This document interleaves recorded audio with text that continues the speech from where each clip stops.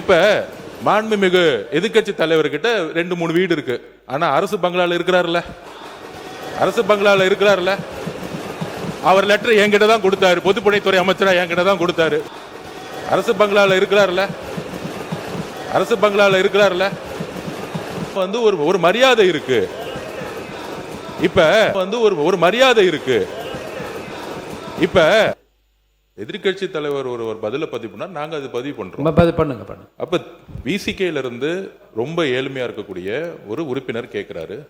அவருடைய குரல் யார் யாரெல்லாம் பஸ்ல வராங்க, யார் யாரெல்லாம் ட்ரெயின்ல வராங்க, அவருடைய குரலா இருந்துச்சு.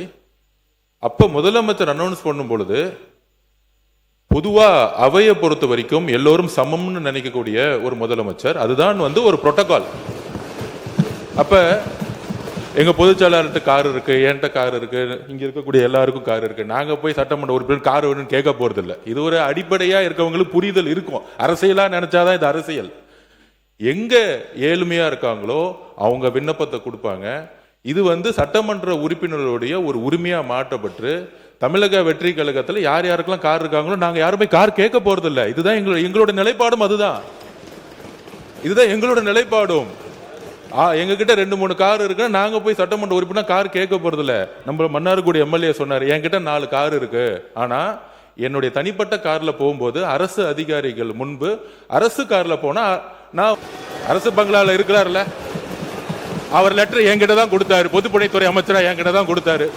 எனக்கு அரசு துறையுடைய பங்களா வேணும்னு கொடுத்தாரு. உடனே நம்ம கேட்க முடியுமா? மாண்புமிகு எதிர்கட்சி தலைவருக்கு 2-3 பங்களா இருக்கு, அதனால அரசு துறை பங்களா வந்து கொடுக்க மாட்டோம்னு சொல்ல முடியுமா? எங்களுடைய முதலமைச்சர் சொன்னாரு, அவர் கோரிக்கை கொடுத்தாரு, உடனடியா கொடுத்துருவோம்னு சொன்னோம். இது வந்து உடனே இல்ல இங்க இருக்கவங்க எல்லாருக்கும், அதாவது இங்க இருக்க எல்லாருக்கும் பங்களா கொடுக்கலாமான்னு கிடையாது. இது வந்து ஒரு புரோட்டோகால், அவ்வளவுதான். இந்த புரோட்டோகால்ல அமைச்சர்களுக்கு கார் கொடுக்கப்படுது, வீடு கொடுக்கப்படுது, 4 உதவியாளர் கொடுக்கப்படுறாங்க. அப்ப சட்டமன்ற உதவியாளர் கிடையாது, சட்டமன்ற வீடு கிடையாது. சட்டமன்ற உறுப்பினர்களுக்கு நீங்க உங்களுடைய தேர்தல் பத்திரத்தில் கார் இல்லைன்னு சொல்லலாம், வீடு இல்லைன்னு சொல்லலாம், 10,000 ரூபாய் பணம் இருக்குன்னு சொல்லலாம். ஆனா எங்க கிட்ட பல்வேறு சட்டமன்ற உறுப்பினர்கிட்ட எங்க கட்சியில சொந்த வீடு இல்லாதவங்க இருக்காங்க, கார் இல்லாம இருக்காங்க. அது மாதிரி மற்ற கட்சிகளையும், தாவேகா மட்டும் இல்ல, எல்லா கட்சியும், கம்யூனிஸ்ட் தோழர்கள் அங்கிருந்து வராங்க. அந்த மாரிமுத்து அண்ணன் கிட்ட கார் கிடையாது. இதுதான் கம்யூனிஸ்ட் தோழர்களுடைய நிலைப்பாடு. அப்ப ஒரு அறிவிப்பு வரும் பொழுது இந்த கட்சியோடைய சட்டமன்ற உறுப்பினர், இந்த கட்சியோடைய உறுப்பினர்களுக்கு அறிவிப்பு வராது. முதலமைச்சர் பொதுவா எல்லோருக்கும் ஒரு அறிவிப்பை கொடுக்கிறாரு. அதுல தமிழக வெற்றி கழகத்தோட நிலைப்பாடு, ஏற்கனவே கார் இருக்கவங்க அப்ளை பண்ண மாட்டாங்க, இதுதான் நிலைப்பாடு. இது எல்லா கட்சியோட நிலைப்பாடு அப்படிதான். ஆனா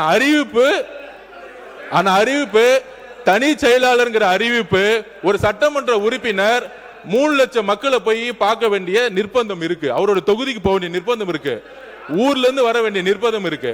அதனால இது ஒரு உரிமையா பண்ணிருக்கார தவிர இதுல ஆடம்பரம், காருங்கிறது ஆடம்பரம் கிடையாது, மக்களை சந்திக்கக்கூடிய ஒரு தேவை.